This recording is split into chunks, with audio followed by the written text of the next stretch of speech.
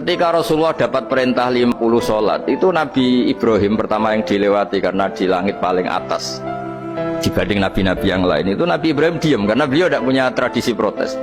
Semua nabi diam karena Allah memerintahkan, pasti sudah bagus lah, sudah diukur kekuatan hambanya. Tapi ketika Nabi Musa, beliau orang pertama komplain. Dapat apa kamu ya Muhammad? Dapat 100 sholat, dapat 50 sholat. Apa komentar Nabi Musa? Umat saya lebih gagah-gagah, lebih keren-keren. Pernah saya uji itu tidak ada yang mampu, apalagi umat kamu. Maka kamu mintalah keringanan. Fas'alhu takhfif, kamu harus minta keringanan. Masyhur itu riwayat itu. Kemudian Nabi minta keringanan, sama Allah dipotong hanya 5. 5 masih 45, dipotong lagi 5 masih 40, sampai 9 kali pemotongan. Akhirnya jadi 5 sholat.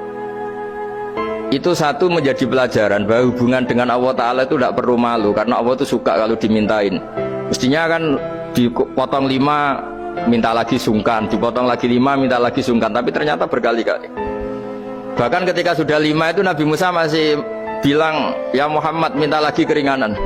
Jadi kalau itu dikabulkan itu jadi tidak ada sholat itu, kalau 5 masih minta. Nah, sampai Rasulullah itu tanya ke Jibril, ya Jibril, bagaimana dengan gaya komplainnya Nabi Musa? Hiddah itu sering komplain.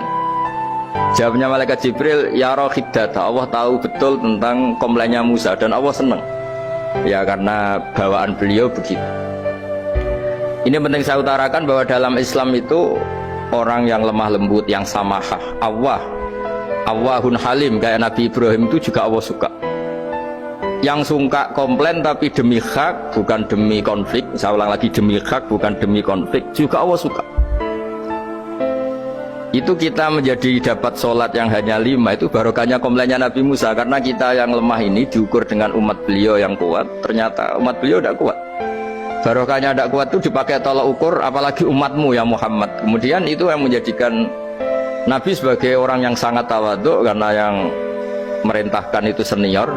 Meskipun kita tahu Nabi Muhammad itu Sayyidul Awwalin wal Akhirin, tapi secara lahir, secara jusmani beliau lahir paling belakang, dan secara lahir juga beliau Nabi paling terakhir. Jadi secara hukum adab beliau harus sopan.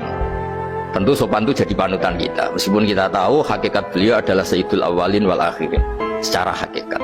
Nanti kita bicara lebih jauh tentang jusmani dan rohani. Nah akhirnya keturutan sampai 5 sholat yang kita lakukan sekarang itu barokahnya komplainnya Nabi Musa.